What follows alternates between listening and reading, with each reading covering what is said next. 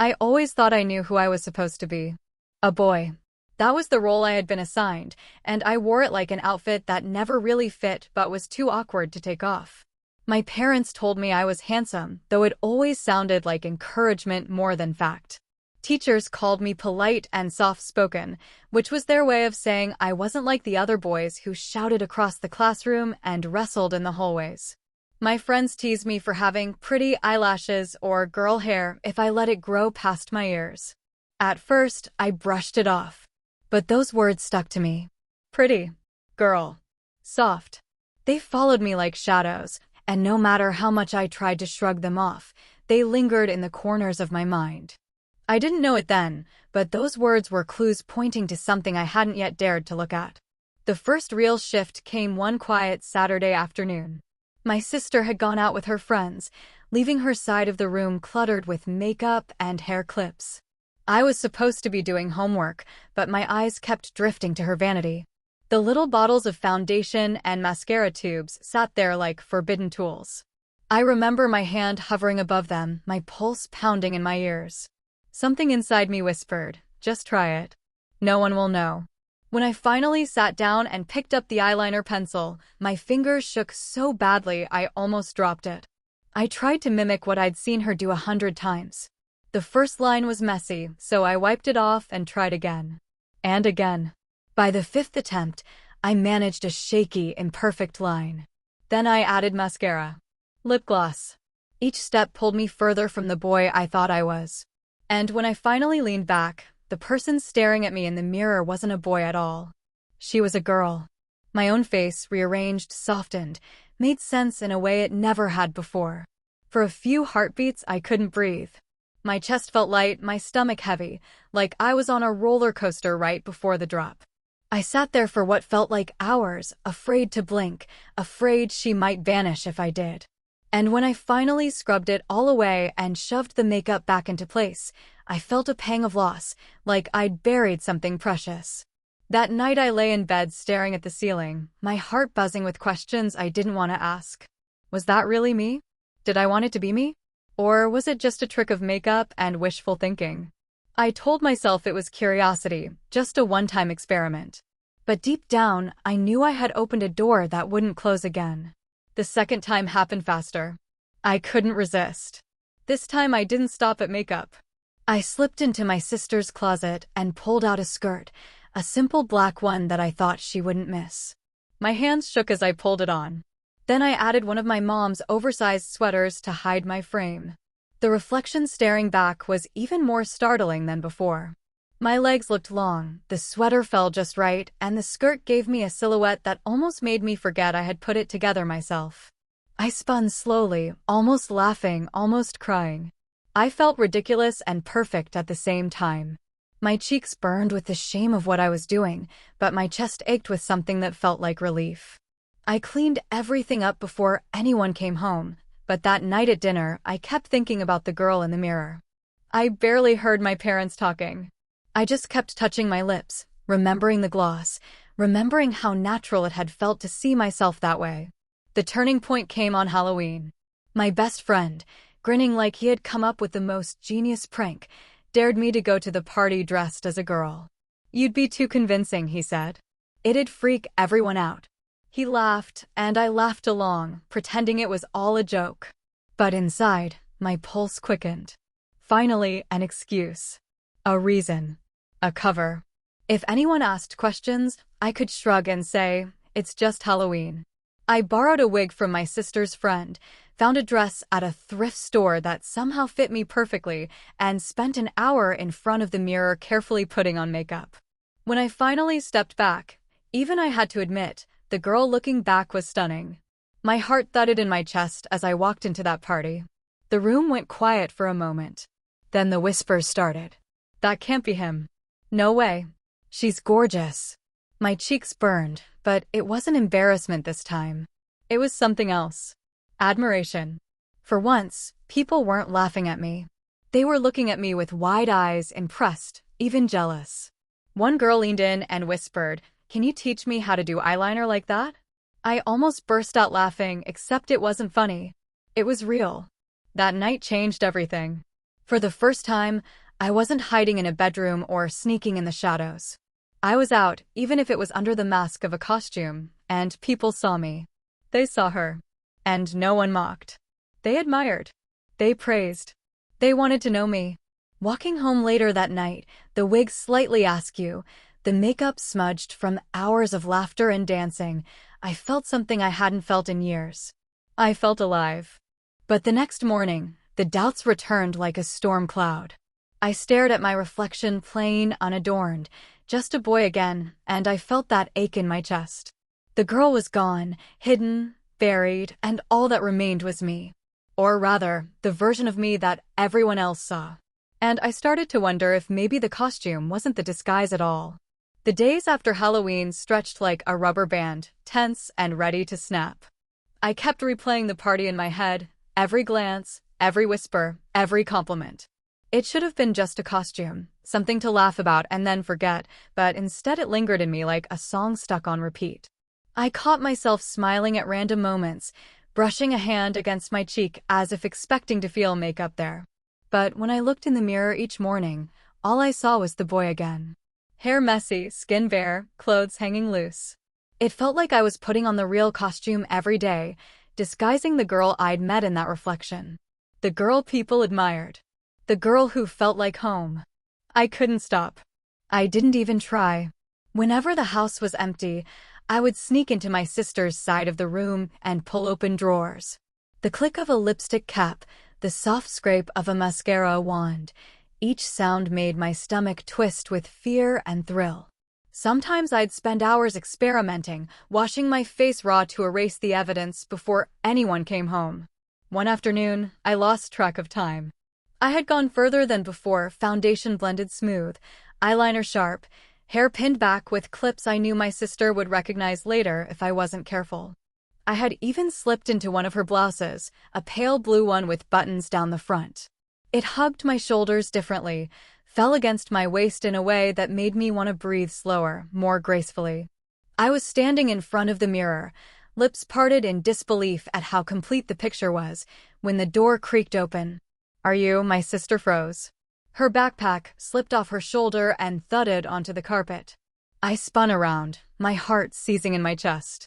I expected laughter, anger, maybe even shouting. My mouth opened, but nothing came out. The silence between us stretched like a knife. Then she spoke. "Oh my God. You look," her voice trailed off. She stepped inside, closing the door behind her like she was afraid of letting the moment escape. "You look really pretty." I almost collapsed from the release of tension. Not angry. Not mocking. Pretty. The word hit me like a lifeline.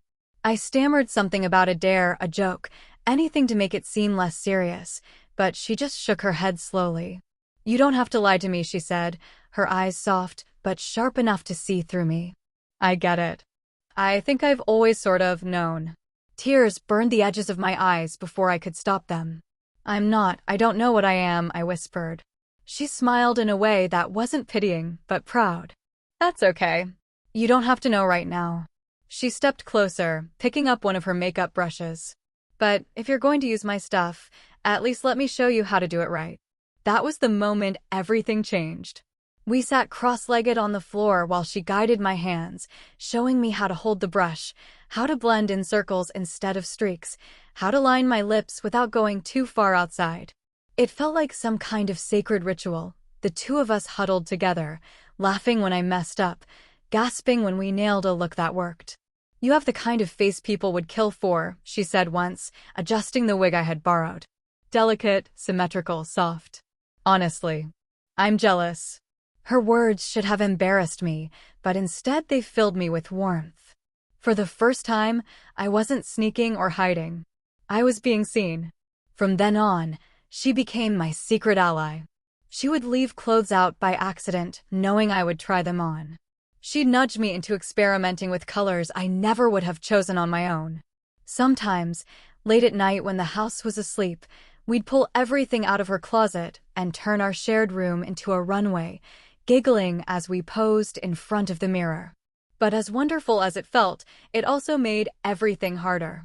Because once you've been seen and accepted, Going back to hiding feels unbearable. Each morning when I put on my baggy jeans and hoodies, I felt like I was erasing myself.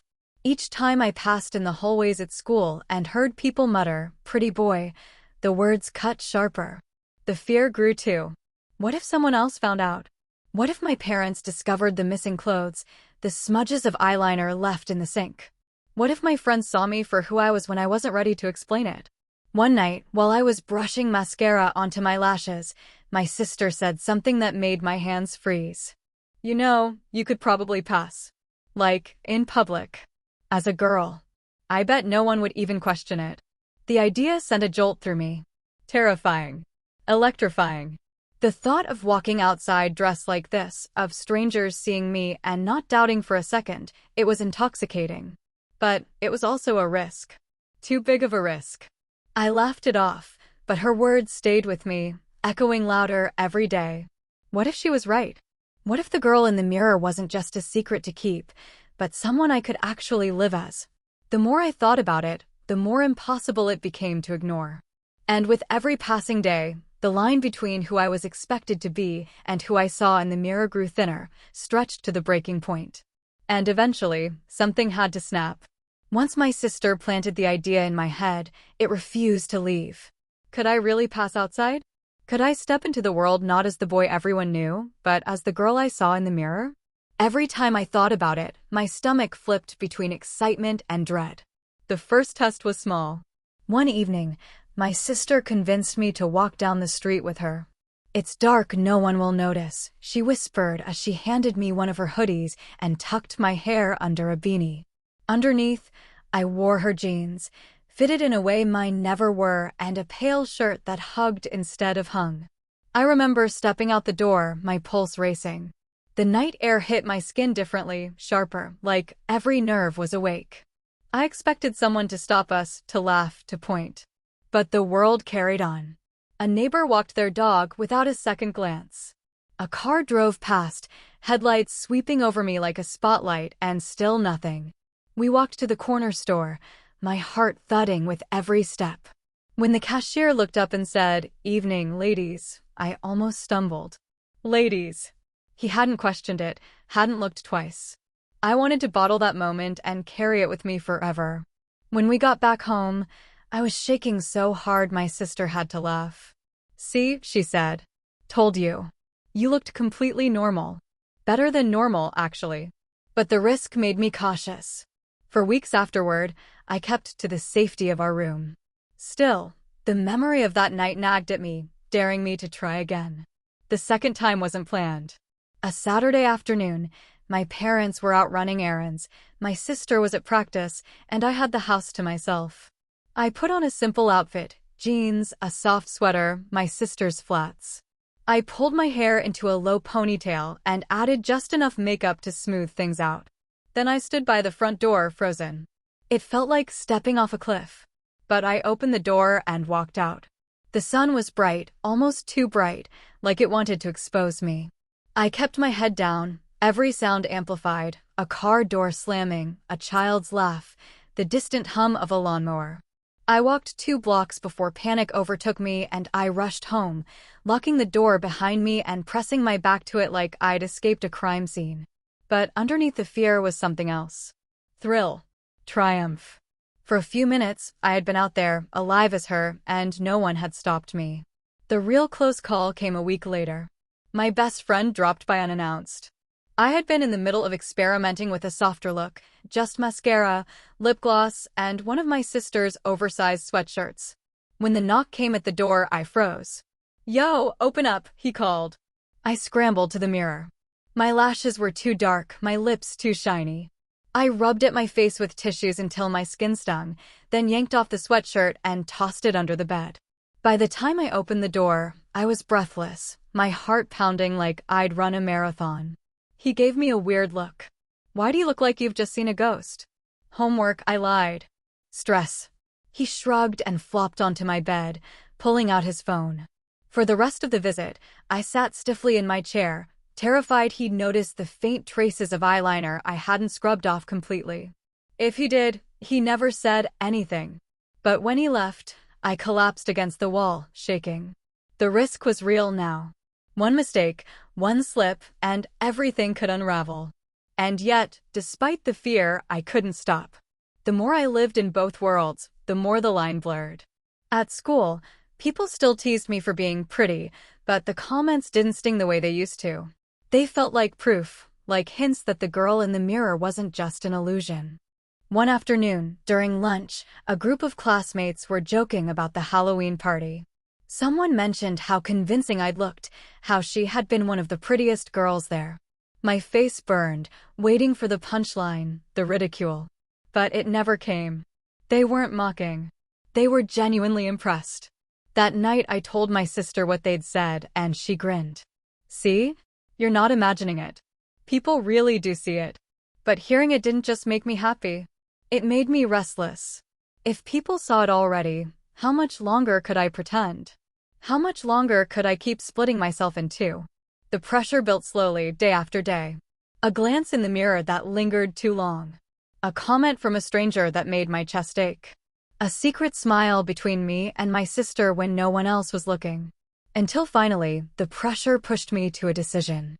I was going to go out not at night, not in the safety of shadows, but in daylight. Full outfit. Full makeup. A real test. And that decision would change everything. The decision sat in my chest like a ticking clock. I told myself it was just an experiment, just another test, but I knew it was more than that. This wasn't about sneaking down a street at night or passing in front of a cashier who barely looked up. This was about stepping into daylight with no excuses, no costumes, no cover of darkness. My sister helped me plan. We picked a Saturday when my parents would be out for most of the day. She laid out clothes carefully, piece by piece, as though assembling armor, a soft blouse, skinny jeans that hugged in the right places, ankle boots that gave just enough height. She styled my hair, curling it so it framed my face, and worked on my makeup with steady hands. When she was finished, she pulled me to the mirror. The girl staring back wasn't an illusion anymore. She wasn't a joke or a dare or a secret locked in a bedroom. She looked real, complete, alive. My knees felt weak. I can't do this, I whispered. Yes, you can, my sister said firmly. You already are. And so I walked out the door. The sunlight hit me like a spotlight. Every sound felt magnified, a car horn, a laugh in the distance, the scrape of shoes on pavement. I kept expecting someone to stop me, to laugh, to shout, to point. But no one did. We walked downtown, past shops and cafes, and for the first time I felt like I was part of the world instead of hiding from it. People glanced at me, but only in the way strangers glance at each other. A man held the door open for me at a cafe and smiled. The barista asked, "What can I get for you, miss?" without hesitation. Miss. The word hit me like a spark to dry wood. My chest warmed, my throat tightened, and I had to look down so no one would see the tears threatening to spill. For the next hour, I lived in that world. I sipped coffee. I walked past shop windows, catching glimpses of myself in the glass, barely recognizing the girl but knowing she was me. It felt so natural, so right, that I almost forgot the fear. Almost. On the way back, as we turned onto our street, I froze. My parents' car was in the driveway. They weren't supposed to be home yet. Panic surged through me. My sister grabbed my hand. "It's okay," she whispered. "Just act normal. Walk in." But nothing about this was normal. I could barely breathe as we stepped inside. My mom looked up from the couch, her eyes landing on me. For a second, one eternal, unbearable second, she didn't recognize me. Her brows knit together, confusion flashing across her face. Then recognition dawned. Her mouth opened slightly, as though she wanted to say something but couldn't find the words. My dad glanced up, gave me a once-over, and frowned. "What's going on here?" The silence in that room felt louder than any scream. I wanted to run upstairs, to lock the door, to scrub my face raw until the girl disappeared. But I couldn't move. It was my sister who spoke. "We were just trying things.